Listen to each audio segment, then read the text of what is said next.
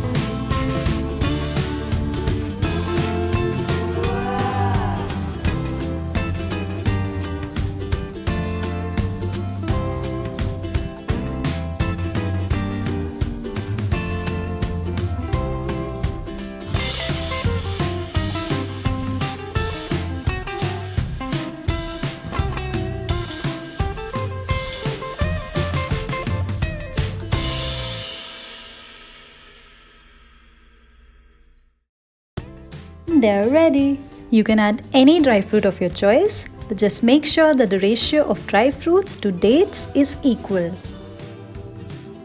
I hope you liked this recipe. Please give a thumbs up and subscribe to my channel if you did. And I'll be back with more such amazing recipes to share with you. Till then, take care, stay healthy, and keep cooking.